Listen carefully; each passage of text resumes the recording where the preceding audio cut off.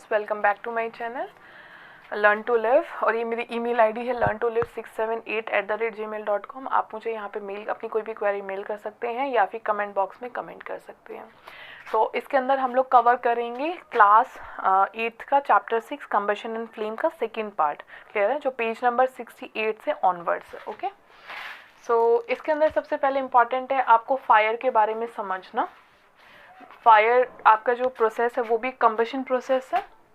Combustion process के लिए आप समझें कि कंबशन प्रोसेस के लिए मैंने आपको 3 कंडीशंस जो सबसे ज़्यादा इंपॉर्टेंट थी कंबशन प्रोसेस के लिए। नंबर 1 आपका presence of air, number 2 ignition temperature का होना, ओके, और नंबर 3 किसी फ्यूल का होना जो बर्न हो सकता है। ओके, तो अगर ये तीनों चीज़ें हैं आपके पास तो हम लोग क्या करेंगे, फायर हमारी क्या हो सकती है, प्रोसेस जो फायर का प्रोसेस है वो कंटिन्यू हो सकता है। अगर इसमें से कोई भी एक चीज़ क्या हो जाती है, एब्सेंट हो सकती है, तो फिर फायर के ऊपर कंट्रोल किया जा सकता है।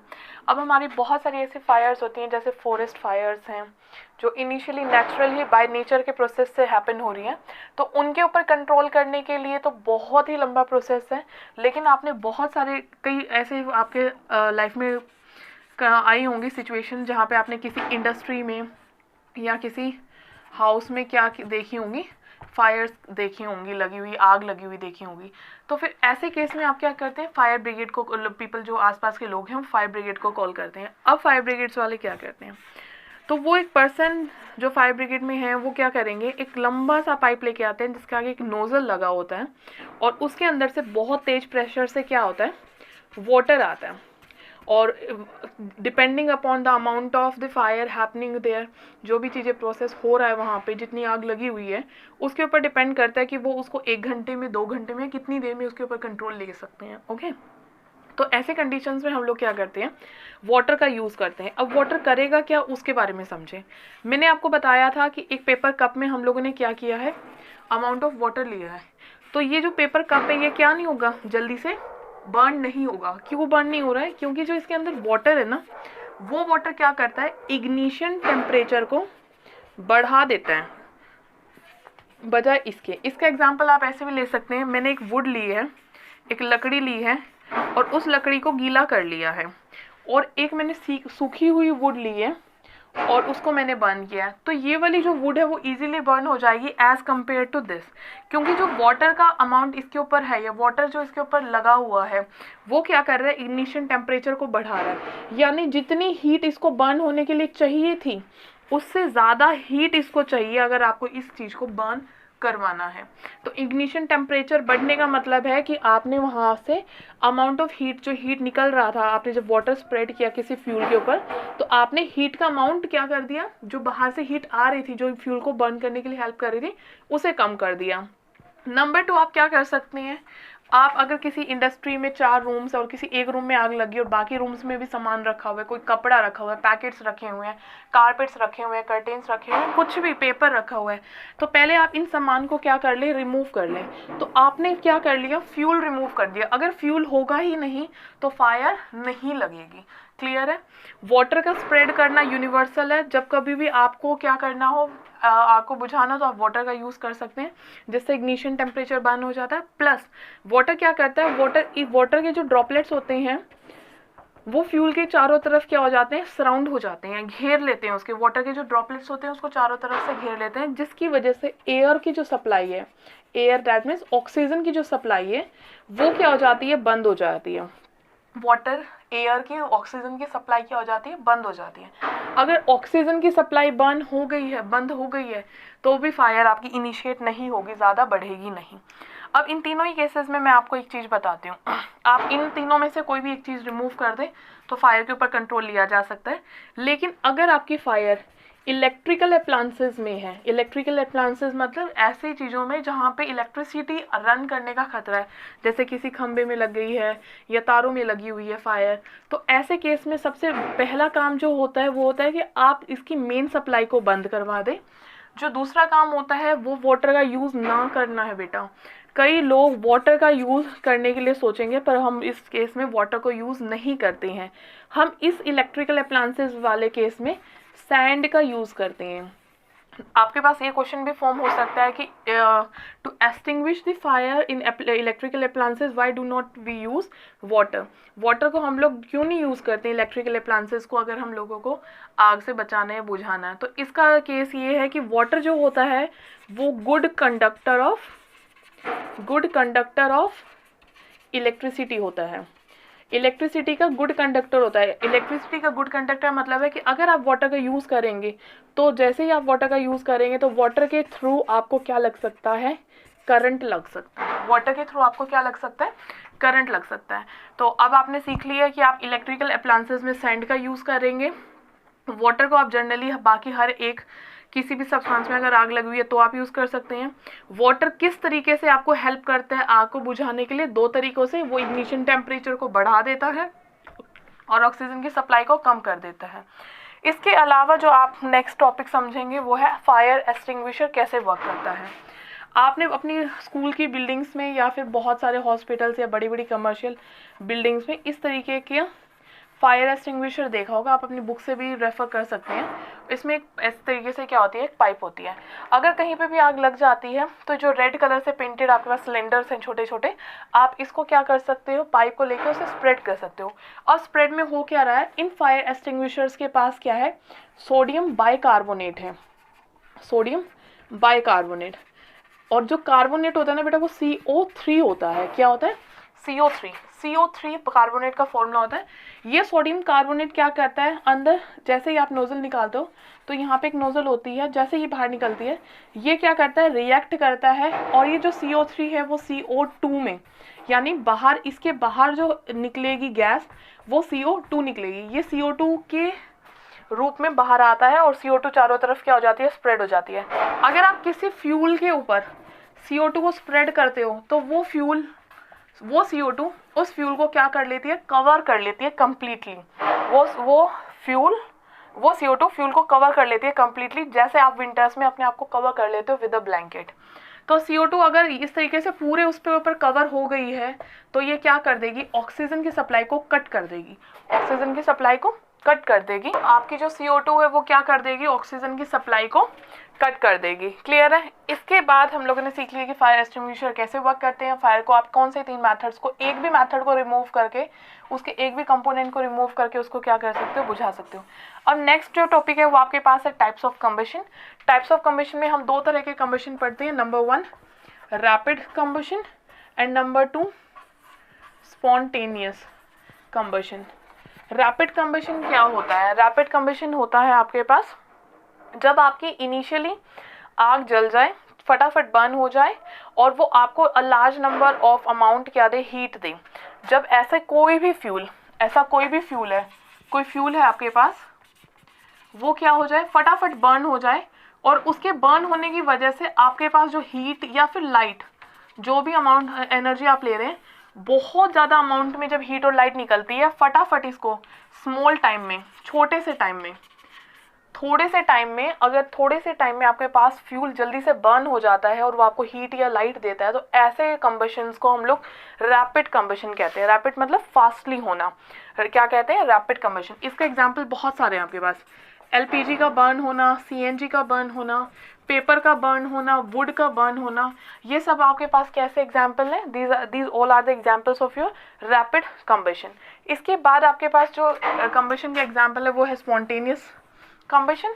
स्पॉन्टेनियस कंबशन में क्या होता है आपके पास, स्पॉन्टेनियस कंबशन नेक्स्ट, हाँ, टाइप्स ऑफ कंबशन में हमारे पास नेक्स्ट टाइप कौन सा है, स्पॉन्टेनियस।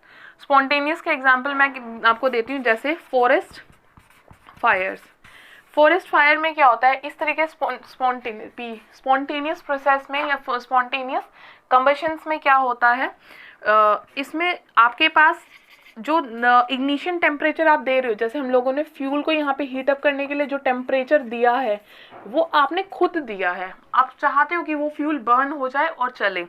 इस तरीके के स्पॉन्टेनियस कंबशन में आप उस फ्यूल को खुद नहीं देते हो हीट, वो अपनी हीट को क्या करता है, धीरे धीरे एक्वायर करता है फ्रॉम द नेचर। जैसे एग्जांपल है आपके पास फॉरेस्ट फायर। फॉरेस्ट फायर में क्या होता है, आपने उसमें आग नहीं लगाई है, वो जो फ्यूल बर्न हुआ है या फिर जो लीव्स बर्न हुई है उसने अपना टेम्परेचर कहाँ से लिया है, सन से लिया है। क्लियर है। ऐसे केसेस में जो हीट होती है वो धीरे धीरे जनरेट होती है, और इसमें जो आपके पास चलता है स्मॉल टाइम में नहीं कंप्लीट हो पाता, इसको होने में बहुत ही ज़्यादा वक्त लगता है, मच मोर वक्त लगता है, बहुत ज़्यादा टाइम लगता है कंप्लीट होने में। तो ऐसे प्रोसेस को हम लोग स्पॉन्टेनियस कहते हैं। आप एक बार फिर से समझें, स्पॉन्टेनियस कंबशन क्या होता है, एक ऐसा कंबशन जिसमें आप हीट प्रोवाइड नहीं करते। इग्निशन टेम्परेचर बाय नेचर ये नेचुरल है और बाय नेचर से ही प्रोवाइडेड होता है, और इस प्रोसेस में ये प्रोसेस रैपिडली फास्ट नहीं होता, ये प्रोसेस स्लो होता है, नेचुरली होता है। इग्निशन टेम्परेचर क्या होता है, मच लोअर होता है, कम होता है, और आपका अमाउंट ऑफ हीट क्या होता है, इतना ज़्यादा नहीं निकलता। ओके, सो नेक्स्ट हम लोगों ने अभी तक फायर एक्सटिंग्विशर्स के बारे में पढ़ लिया है। Types of combustion we are completed. Types of combustion में हम लोगों ने दो तरह के कम्बशन देखे हैं, एक तो रैपिड और एक आपका स्पॉन्टेनियस। क्लियर है। इसके अलावा एक आपके पास होता है एक्सप्लोजन। एक्सप्लोजन में हमारे पास क्या है, एक्सप्लोजन एक आपके पास प्रोसेस है जो क्या करता है, बहुत सारा अमाउंट ऑफ हीट देता है, अमाउंट ऑफ हीट और लाइट। जब आपके पास हीट और लाइट बहुत ज़्यादा अमाउंट में होती है उसे हम लोग क्या कहते हैं, एक्सप्लोजन कहते हैं। ठीक है, विद लिटिल फ्यूल। जब आपके पास फ्यूल बहुत कम होता है और लेकिन उससे बहुत ज़्यादा अमाउंट ऑफ हीट या लाइट आपके पास निकलती है, तो ऐसे कंबशन को हम लोग एक्सप्लोजन कहते हैं। इसका बेस्ट एग्जाम्पल आपने आज तक देखा ही नहीं होगा वैसे तो। जितने भी हमारे पास जितने भी बॉम्ब वगैरह एक्सप्लोड होते हैं, क्रैकर्स, या फिर आप दिवाली पे क्रैकर्स जो बस्ट करते हैं, आपने देखा होगा कितने चुटकुसे होते हैं, छोटे छोटे होते हैं, लेकिन इतना ज़्यादा साउंड, यस साउंड भी निकलता है एक्सप्लोजन में। बहुत ज़्यादा क्या दे देते हैं वो आपको, साउंड देते हैं, हीट देते हैं, लाइट देते हैं।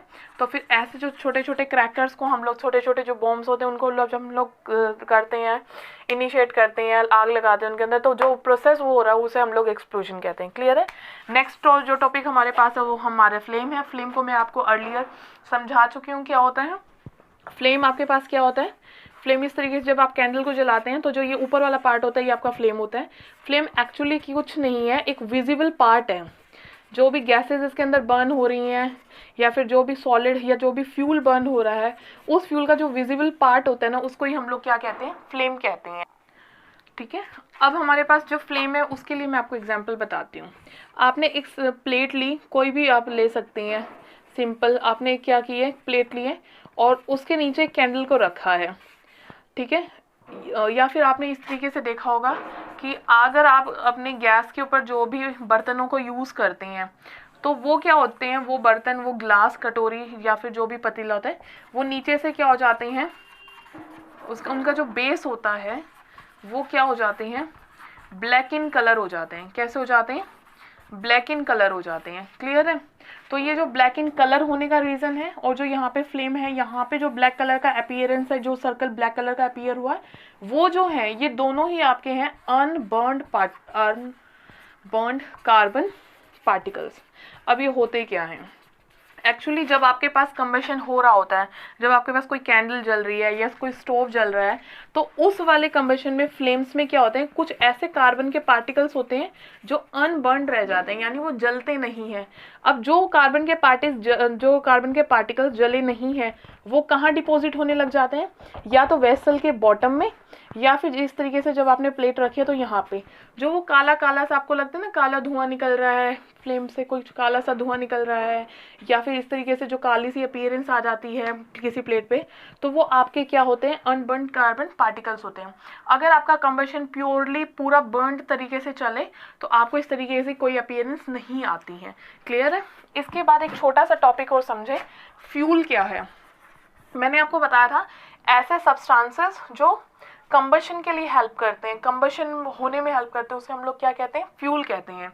The substances which undergoes in the process of combustion is known as fuel. ऐसे सब्सटेंसेस जो फ्यूल क्या है, जो कंबशन होने में हेल्पफुल करें। जैसे पेपर बर्न हो रहा है तो पेपर आपके पास फ्यूल है।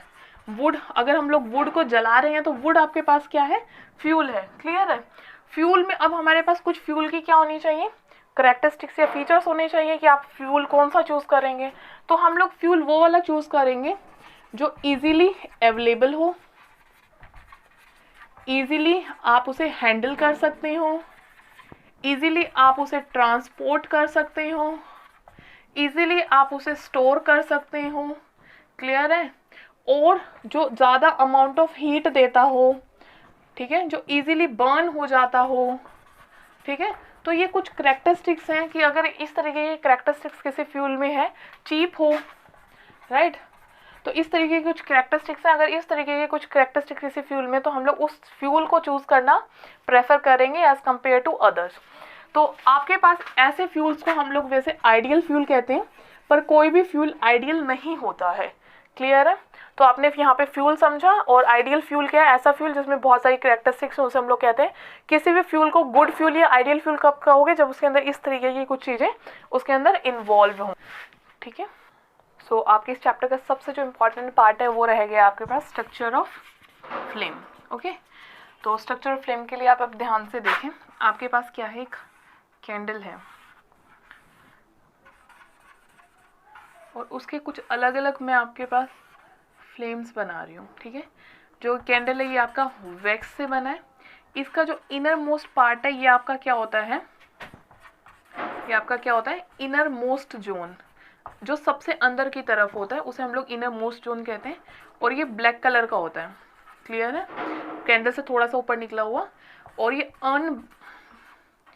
अनबर्न्ड कार्बन पार्टिकल्स भी आप इसे कह सकते हो, यानी यहाँ पे कंबशन कंप्लीट नहीं होता है, यहाँ पे कंबशन कंप्लीट नहीं होता है, क्लियर है, यहाँ पे पार्शियल कंबशन होता है, यहाँ पे कुछ पार्टिकल्स क्या रह जाते हैं, अनबर्न्ड रह जाते हैं, ये ब्लैक कलर का होता है, इन्हें इनर मोस्ट कहते हैं। इसको हम लोग क्या कहते हैं, मिडिल जोन, क्लियर है। और एक शायद मैंने ज़्यादा बना दिया है, एक आपका लास्ट होता है outer zone, outer zone, clear है। जो आपका इनर मोस्ट ब्लैक कलर का जो पार्ट है, ये जो पार्ट से थोड़ा सा ऊपर की तरफ ये फ्लेम आपको दिखाई दे रहा है, ये फ्लेम लीस्ट हॉट होता है, सबसे कम हॉट होता है। इससे ऊपर वाला जो पार्ट है वो आपका क्या होता है, थोड़ा सा ज़्यादा हॉट होता है, थोड़ा मिडल मॉडरेट होता है, इसे आप मॉडरेट वर्ड लिख सकते हैं कि मॉडरेट हॉट होता है, थोड़ा सा ठीक होता है, यानी हॉट होता है। और जो आपके सबसे आउटर पार्ट वाला, जो बिल्कुल आउटर पार्ट वाला फ्लेम है, ये सबसे ज़्यादा हॉटेस्ट पार्ट होता है किसी भी कैंडल का, क्लियर है। तो आपने कई बार एक ट्रिक देखी होगी कि कुछ बच्चे क्या करते हैं, अपने फिंगर को यहाँ इस तरीके से बीच से पास करते हैं, तो वो जब बीच से पास कर रहे हैं ना, उनकी फिंगर क्या होती है, जलती नहीं है। तो वो यही रीज़न है, क्योंकि यहाँ पे जो आपका टेम्परेचर है, यहाँ ये वाला जो फ्लेम है, ये वाला जो हिस्सा है जो गर्म है, वो इतना ज़्यादा गर्म नहीं है एज़ कम्पेयर टू आउटर। और अगर कोई पर्सन बाहर की तरफ करे या उसके ऊपर थोड़ी देर के लिए हाथ रख ले, तो कंडीशन क्या हो सकती है कि आपके जो फिंगर्स हैं वो बर्न कर सकते हैं, क्लियर है। तो ये आपका स्ट्रक्चर है फ्लेम के ऊपर, और ये बहुत इंपॉर्टेंट है, आप इसे बनाना सीख लें और इसे कंप्लीट कर लें। इनर मोस्ट जोन होता है, मिडिल जोन, आउटर जोन, और इन सब का ये इस तरीके से प्रोसीड करते हैं, सबसे बाहर वाला ही सबसे ज़्यादा हॉट होता है। तो जो आपका गोल्ड स्मिथ होता है, यानी जो आपका सुनार होता है, वो गोल्ड को पिघलाने के लिए इसी जोन का यूज़ करता है। या फिर आपके क्या होते हैं, ब्लैक स्मिथ होता है, ब्लैक स्मिथ यानी आपके लोहार, जो लोहे को पिघलाते हैं, लोहे के साथ कुछ भी रोड्स वगैरह को गर्म करते हैं, उनके साथ काम करते हैं लोहे के साथ, वो भी इसी पार्ट का क्या करते हैं, यूज़ करते हैं लोहे को पिघलाने के लिए, क्लियर है। एक और आपका टॉपिक रह गया, वो है कैलोरीफिक वैल्यू। मैंने आपको बताया था कि फ्यूल के अंदर सबसे आइडियल कंडीशन ये होनी चाहिए कि थोड़ा सा फ्यूल बहुत सारी क्या दे दे, हमें हीट दे दे। वो थोड़ा सा फ्यूल हो और बहुत सारी अगर हमें हीट दे रहा है, तो वो फ्यूल मेरे लिए क्या होगा, बेस्ट होगा एज़ कम्पेयर टू ऐसा फ्यूल जो होगा तो बहुत सारा लेकिन कम हीट देगा, थोड़ी सी हीट देगा। मुझे ऐसा फ्यूल चाहिए जो हो अमाउंट में थोड़ा सा, लेकिन बहुत ज़्यादा क्या दे रहा हो, हीट दे रहा हो, उसे हम लोग चूज़ करेंगे। इस अमाउंट को हम लोग उसकी कहते हैं फ्यूल की एफिशिएंसी को, कि कितना ज़्यादा हमें अमाउंट दे सकता है हीट को, उसे हम लोग कहते हैं कैलोरीफिक वैल्यू। कैलोरीफिक वैल्यू हम लोग इसे कहते हैं फ्यूल की। और इसको एक मिनट में यहाँ पे मार्क कर देती हूँ।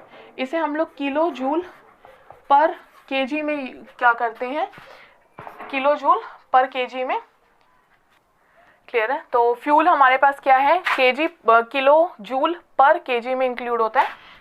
किलो जूल, जूल आप अगर थोड़ा सा हाई स्टैंडर्ड में जाओगे तो जूल आप समझोगे कि एनर्जी की जो यूनिट होती है वो जूल होती है। और जो अमाउंट हीट का निकल रहा है, लाइट का निकल रहा है, वो भी आपकी टाइप है किसकी, एनर्जी की। तो इसीलिए हम लोग इसको किलो जूल में मेज़र करते हैं एनर्जी को।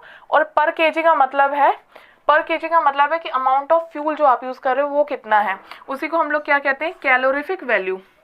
Calorific value. अब कैलोरीफिक वैल्यू को समझो क्या होता है।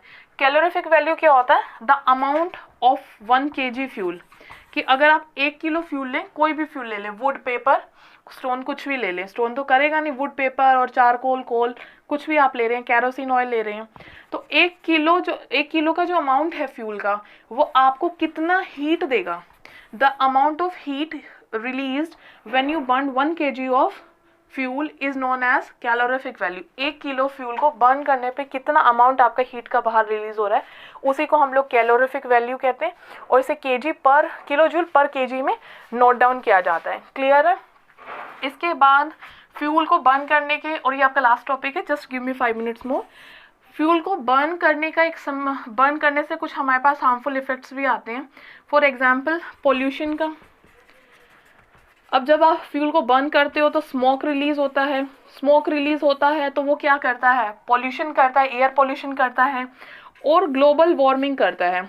अब ग्लोबल वार्मिंग क्या है, ग्लोबल वार्मिंग एक बहुत बड़ा प्रोसेस है, ये मैं आपको किसी और चैप्टर में कंप्लीट करवा दूँगी, इसे छोटे से तरीके से समझ लो कि जो CO2 हम लोग रिलीज करते हैं किसी भी प्रोसेस से, जो CO2 अमाउंट ऑफ CO2 हमारा निकल रहा है, उसकी वजह से क्या होता है, जो हमारी अर्थ होती है उसका जो सरफेस है, वो CO2 क्या कर लेता है, वो CO2 उस अर्थ सरफेस को क्या कर लेता है, कवर कर लेता है। अर्थ के एटमॉस्फेयर को क्या कर लेता है, कवर कर लेता है। अर्थ के एटमॉस्फेयर को अगर CO2 ने कवर कर लिया है तो वो सन से क्या नहीं होने देता, सन से हीट तो अंदर आ जाती है, बाहर नहीं जाने देती। जो CO2 है वो एटमॉस्फेयर में क्या नहीं करती, ये आपकी लैंड है, ठीक है, ये आपका एटमॉस्फेयर है अर्थ का, तो जैसे ही हीट अंदर आती है सन की, वो बाहर नहीं जाने देती, CO2 उसको क्या नहीं करने देती, बाहर रिलीज नहीं होने देती। अब जब ये इसको बाहर रिलीज नहीं होने दे रही है तो इसका मतलब है कि जो अर्थ के अंदर का टेम्परेचर है वो बढ़ जाता है। तो बेटा ये जो टेम्परेचर इंक्रीज हो रहा है ना, इस प्रोसेस को ही हम ग्लोबल वार्मिंग कहते हैं। ग्लोबल वार्मिंग क्या है, the rise in temperature of the earth, जो अर्थ का टेम्परेचर है उसके अंदर राइज होना ही आपके पास क्या है, ग्लोबल वार्मिंग है। अब पोल्यूशन हो रहा है, कुछ पॉल्यूटेंट भी निकलेंगे बर्न होने की वजह से, कार्बन मोनोऑक्साइड, CO2, कुछ सल्फर डाइऑक्साइड, सल्फर की कुछ गैसेस। अब ये जो गैसेस होती हैं वो क्या करती हैं, एटमॉस्फेयर में फैल जाती हैं, और जैसे ही रेन होती है, ये आपके बादल हैं, और जैसे ही रेन हो रही है तो ये इनके साथ मिक्स होके क्या आ जाती है, अर्थ पे आ जाती है। और समटाइम्स ये इतनी ज़्यादा एसिडिक होती हैं कि इस रेन को हम लोग क्या कहते हैं, एसिड रेन कहते हैं। क्या कहते हैं, एसिड रेन। तो हमारे फ्यूल से बर्न होने से बहुत सारी प्रॉब्लम्स होती हैं। कुछ लोगों को लंग्स की प्रॉब्लम हो जाती है, अस्थमा की प्रॉब्लम होती है। इसके अलावा हमारे पास पॉल्यूशन क्रिएट होता है, कुछ पॉल्यूटेंट्स हमारे पास निकलते हैं, उन पॉल्यूटेंट्स में हमारे पास सल्फर, कार्बन डाइऑक्साइड्स हैं। ये जो पॉल्यूटेंट्स आपके पास रिलीज हो रही हैं, ये क्या करते हैं, एटमॉस्फेयर में फैल जाते हैं। जैसे ही रेन आपके टूवर्ड्स अर्थ ग्राउंड की तरफ अप्रोच करती है, ये जो पॉल्यूटेंट्स होते हैं उसके अंदर क्या हो जाते हैं, मिक्स हो जाते हैं। जब ये पॉल्यूटेंट्स इस वाटर ड्रॉपलेट्स के अंदर मिक्स हो जाते हैं तो वो भी उसके साथ, यानी वो गैसेस जो अभी एटमॉस्फेयर में थी और हार्मफुल थी, एसिडिक थी, वो वाटर की ड्रॉपलेट्स क्या करेंगी, नीचे की तरफ आ जाएंगी, वाटर की ड्रॉपलेट्स में मिक्स हो गई। और जब ये नीचे की तरफ अप्रोच करती हैं तो कुछ मार्बल, क्योंकि एसिडिक नेचर है तो अगर ये मार्बल के ऊपर गिरेंगी तो उसको डिप्लेक्ट कर देंगी। अगर वाटर के ऊपर किसी वाटर या रिसीवियर वाटर की किसी टैंक वगैरह में गिरेंगी तो उस चीज़ को एसिडिक बना देंगी। क्लियर है। या फिर क्या करेंगी, किसी की छत पे गिरेंगी तो उसे एक्सप्लॉइट कर देंगी, या फिर किसी सॉइल में गिरेंगी, वाइल्ड लाइफ के लिए भी बहुत हार्मफुल है। किसी सॉइल में गिरेंगी तो उसको क्या कर देंगी, सॉइल को एसिडिक बना देंगी। किसी प्लांट्स के ऊपर गिरेंगी तो प्लांट्स को क्या कर देंगी, एसिडिक बना देंगी। क्लियर है, या प्लांट्स को बर्न कर देंगी। तो एसिड रेन इसे हम लोग कहते हैं। एसिड रेन होने के चांसेस हैं, ग्लोबल वार्मिंग होने के चांसेस हैं, पॉल्यूशन की वजह से बहुत सारी बीमारी होने के चांसेस हैं। तो फ्यूल हमें क्या करना चाहिए, एक ऐसा फ्यूल हम लोगों को इन फ्यूचर भी और अभी भी हमें एक ऐसा फ्यूल चूज़ करना चाहिए जो लेस स्मोक प्रोड्यूस करता हो और एनवायरनमेंट फ्रेंडली हो। क्लियर है। Hope you like this video. इसे ज़्यादा से ज़्यादा बच्चों से शेयर करें। Thank you so much.